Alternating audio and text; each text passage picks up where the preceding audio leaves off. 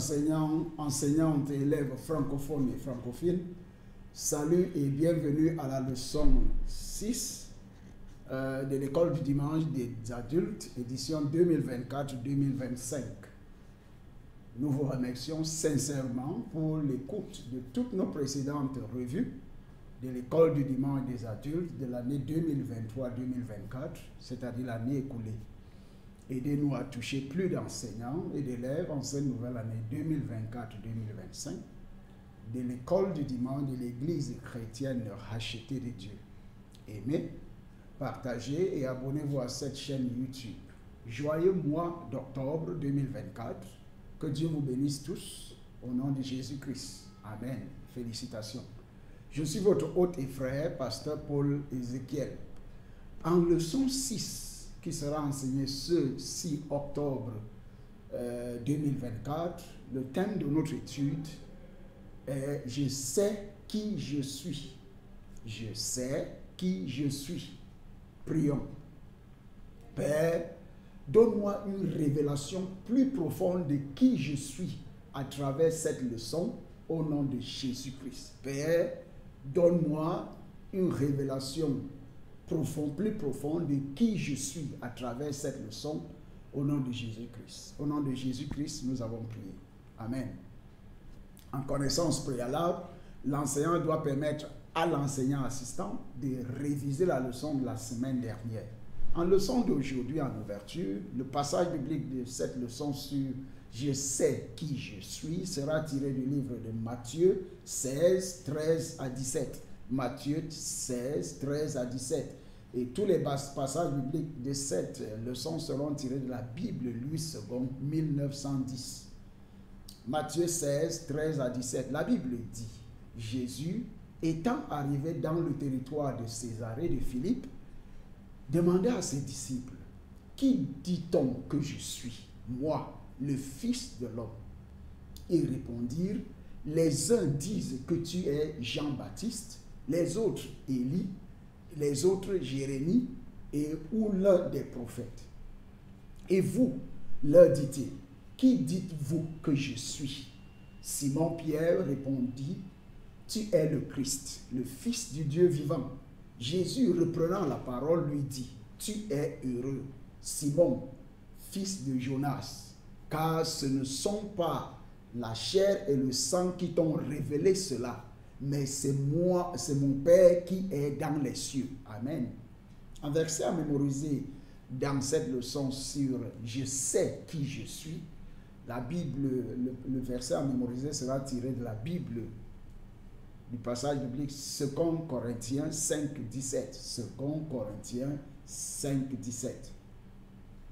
La Bible dit, si quelqu'un est en Christ, il est une nouvelle créature.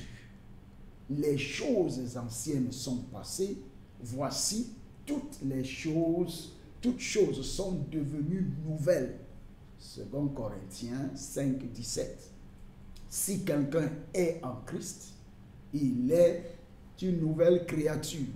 Les choses anciennes sont passées, voici toutes choses sont devenues nouvelles. 2 Corinthiens 5, 17. Rappelez-vous qu'en ce qui concerne la maîtrise de quoi que ce soit dans la vie, vous devez, la première clé de la maîtrise de quoi que ce soit dans la vie, y compris le verset à mémoriser, c'est la première clé, c'est la répétition. La deuxième clé, c'est la répétition. La troisième clé, c'est la répétition. En introduction de cette leçon, tout véritable enfant de Dieu doit être capable de répondre à la question « Qui es-tu » avec confiance et pleine conviction. Nous devons être clairs sur notre identité, car savoir qui vous êtes fait une différence dans votre vie.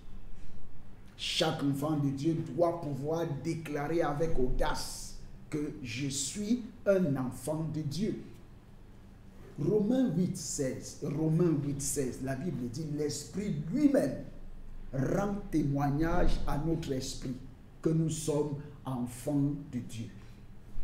Bien entendu, le caractère de la personne qui parle doit correspondre à la déclaration faite. Par la grâce de Dieu, dans le cadre du journal L'Enseignant, Les enseignants ne doivent pas enseigner ce bloc en rouge lors de la classe, mais ils doivent l'étudier en profondeur lors de la revue de l'école du dimanche des adultes, soit le jeudi, le vendredi ou le samedi, selon le cas.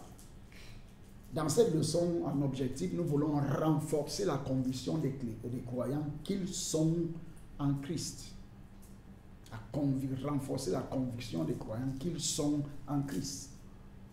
Par la grâce de Dieu, dans le cadre de la méthode d'enseignement, la méthode d'enseignement est par questions et réponses.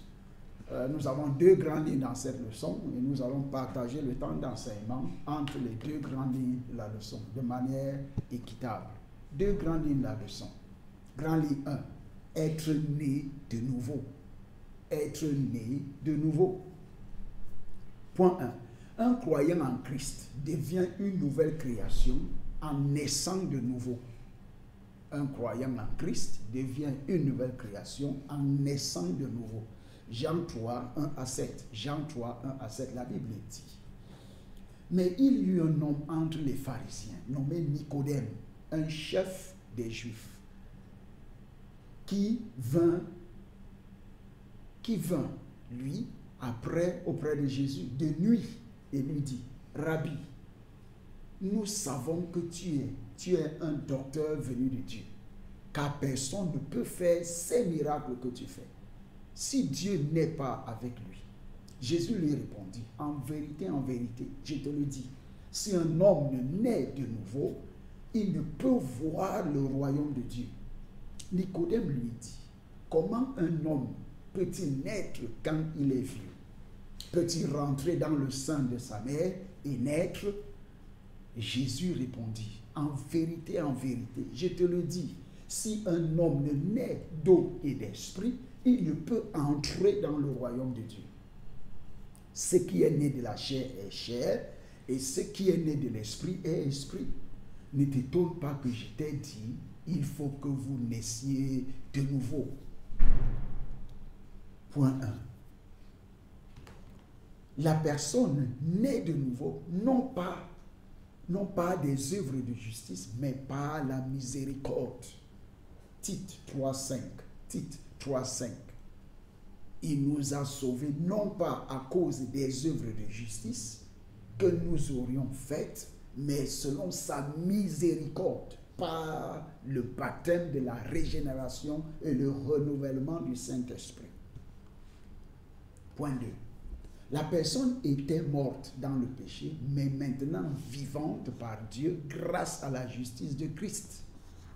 Éphésiens 2, 4 à 5, Romains 6, 11b, la Bible dit, et comme vivant pour Dieu en Jésus-Christ. Point 3. Ses péchés sont pardonnés et le sang de Jésus l'a purifié. 1 Jean 1, 7, la Bible dit, mais si nous marchons dans la lumière, comme il est lui-même dans la lumière, nous sommes mutuellement en communion. Et le sang de Jésus, son Fils, nous purifie de tout péché. Vous pouvez aussi lire Romains 4, 7 à 8. Point 4. Il est différent de son ancienne nature parce qu'il a été recréé en Christ. Verset à mémoriser, 2 Corinthiens 5, 17. 2 Corinthiens 5, 17. Point 2. Un croyant en Christ ne fait pas partie de ce système mondial. Jean 17, 15 à 16. Jean 17, 15 à 16 dit, je ne te prie pas de les ôter du monde, mais de les préserver du mal. Ils ne sont pas du monde, comme moi, je ne suis pas du monde. Point 1. La personne est comme un étranger et un pèlerin. 1 Pierre 2, 11. 1 Pierre 2, 11. Hébreux 13, 11, 13. Hébreux 11, 13 dit, c'est dans la foi qu'ils sont tous morts, sans avoir obtenu les choses promises. Mais ils les ont vus et salués de loin, reconnaissant qu'ils étaient étrangers et voyageurs sur la terre. Point 2. Il vit dans le monde comme s'il était de passage. Mais le monde ne passe pas par lui. 1 Corinthiens 7, 31. 1 Corinthiens 7, 31, la Bible dit, et ceux qui usent du monde comme n'en usant pas, car la figure de ce monde passe. En activité de classe 1, quelles sont vos convictions selon lesquelles vous êtes vraiment un enfant de Dieu? Grand ligne 2, une personne changée. Une personne changée. Plusieurs choses changent lorsqu'une personne donne sa vie au Christ. Point 1. Être né de nouveau confère une nouvelle identité en tel croyant. 2 Corinthiens 5, 17. 2 Corinthiens 5, 17. Vous pouvez revoir notre verset de mémoire. Verset à mémoriser. Point 2. Il est passé d'un statut de pécheur à celui de saint. Philippiens 4, 21 à 22. Philippiens 4, 21 à 22. Saluez tous les saints en Jésus-Christ. Les frères qui sont avec moi vous saluent. Tous les saints vous saluent, et principalement ceux de la maison de César. Point 3. Il avait l'habitude de se concentrer et de canaliser toute son énergie sur les choses terrestres, mais il a maintenant un objectif, nouvel objectif. Atteindre le ciel à tout prix. Parvenir au ciel à tout prix. Colossiens 3, 1, 2. Colossiens 3, 1, 2. Si donc vous êtes ressuscité avec Christ, cherchez les choses d'en haut, où Christ est assis à la droite de Dieu. Affectionnez-vous aux choses d'en haut et non à celles qui sont sur la terre. Amen. En activité de classe 2, comment avez-vous changé depuis que vous avez reçu Christ comme votre Seigneur, Maître et Seigneur et Sauveur personnel? Comment avez-vous changé depuis que vous avez reçu Christ comme votre Seigneur, Sauveur et Maître personnel? En conclusion, dans cette leçon, soyez ravis et confiants en déclarant votre identité en Christ. En évaluation, mentionnez 3 attributs d'une personne changée en Christ.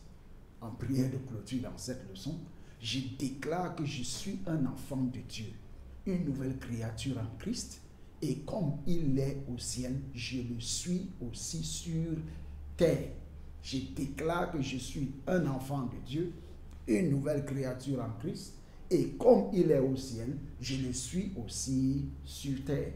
En devoir dans cette leçon, énoncer 5 changements visibles qui ont eu lieu dans votre vie depuis que vous avez donné votre vie à Christ.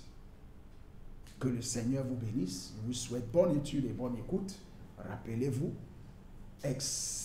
excepté à moins que vous ne soyez né de nouveau, vous ne pouvez même pas voir le ciel, le royaume des cieux. À moins d'être baptisé d'eau et d'esprit, vous ne pouvez même pas entrer dans le royaume des cieux. Acceptez Jésus-Christ dans votre cœur aujourd'hui comme votre Seigneur, Maître et Sauveur personnel. Que Dieu vous bénisse. Bonne étude et bonne écoute. Au revoir et à bientôt. Amen.